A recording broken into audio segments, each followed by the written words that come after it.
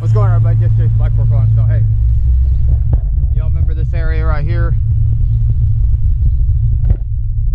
Sorry about the wind. I think it needs another treatment of lime, but who knows? I want to show you this. So you're getting some stamped concrete going to be putting in right here. That's going to look really pretty, but no, my nice little edge, all that got messed up. So here's what it is. But I'm gonna get started here. We got to go back to the schools today. You guys ever deal with some contractors, or not contractors, but some property managers or something that are just like really hardcore and just like really almost rude and condescending and just always questioning everything you do? And it's just like, it's almost not even worth dealing with. So kind of situation I find myself in now. Like, I never mow it short enough, or something's always wrong, and it's always like nitpick little teeny tiny stuff. Like,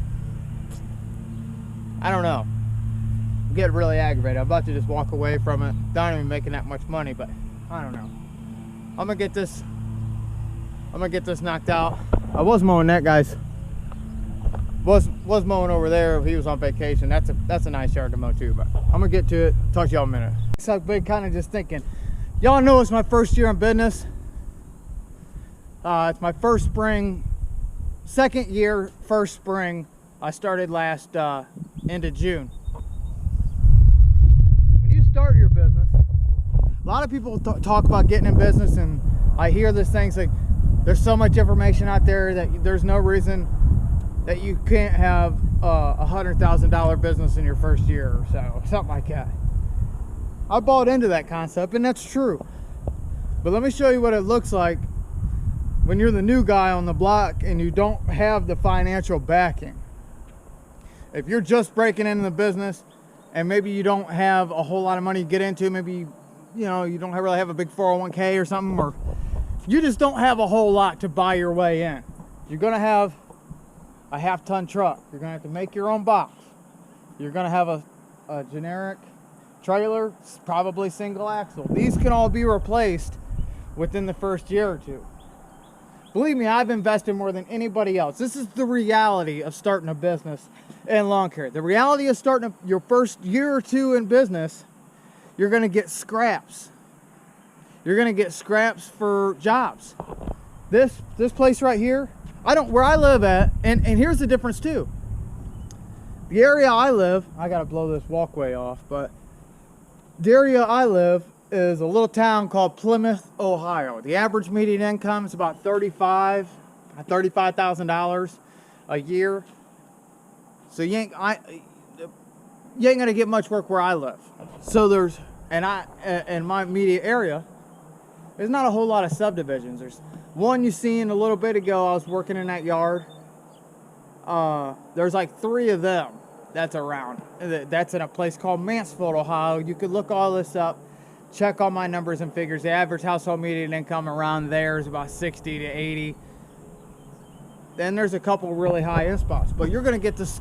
It's hard for me to get into there because them clients in there, they are very, very, very loyal. Believe me, I tried it all. I tried better prices. Some people want to call it lowballing, whatever. I offered better pricing. I sold myself.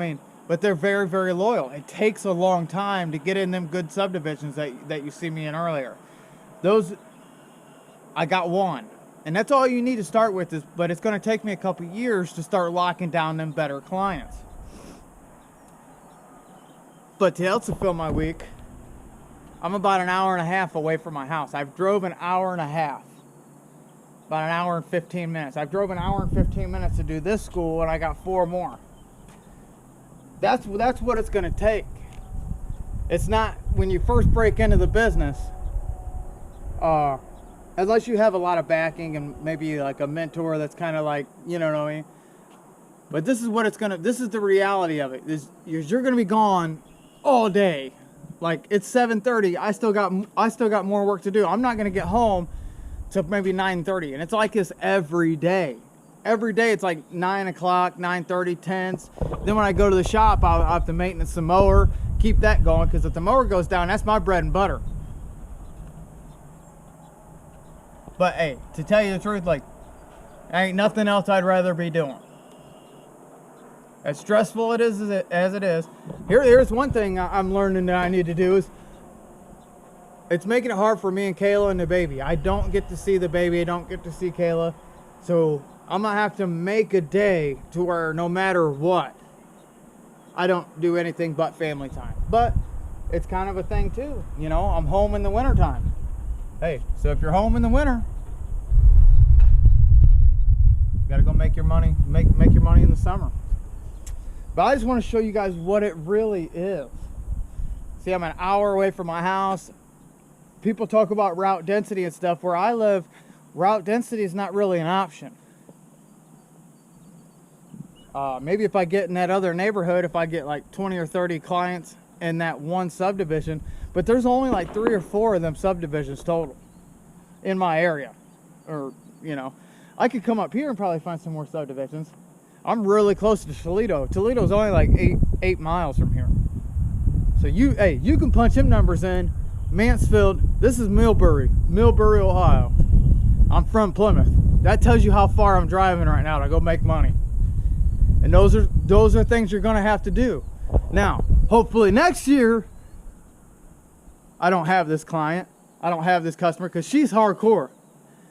She is one of them people that is really, really nitpicky, like wants to argue with you about your prices, will hold. There's time, like, she's not bad. She's just a business lady, you know. They hired her to be hardcore. Kind of in conflict. I don't want to, you know, she hold your money if you don't do. I don't know. That's just a. But you're gonna have to deal. There's people you're gonna have to deal with. Things you're gonna have to do in order to build the business and grow the business to be in a better situation. And my area is so small. Once you get a bad name, you're done. But I gotta blow this walkway off. Oh, and one more thing that I messed up on. When I bid these schools, I got this contract more than likely because I was the lowest. That wasn't my goal, but also, to tell you the truth, to be completely 100% honest with you, I didn't even come look at these places. I knew how far away it was. I looked on Google Earth and findlotsize.com, kind of figured it out. I had most of the coordinates wrong. I thought it was just inside the fence around the playground. I never accounted for, not just this school, this is the smallest one, but there's another one in Fremont, Ohio. It's like an extra 3 acres. I didn't even, it's 2 acres, an extra 2 acre field I didn't even account for. And it's like little mistakes like that, but and then I got scared after she awarded me the bid. And then, you know, so I got scared and I didn't want to say, whoa, I made a mistake, let's redo this. If you don't like my new proposal, then fine. I got scared and I said, okay, thanks. And I just, it's, you know, these are mistakes. It's a lot of mistakes you learn, because I wanted to work so bad. Like, there's a lot of moves. And I'll have, at the end of this year, I'm going to have a list of do's and don'ts in business. Because it ain't all glitz and it ain't all glamour. And you ain't going to have a $100,000 business right off the bat unless you really, really learn. But there's things you got to do yourself. You can't just sit around and watch YouTube videos. I got to get to work instead of rambling inside of this camera. Alright, I'm going to blow this off and I'm going to get out of here.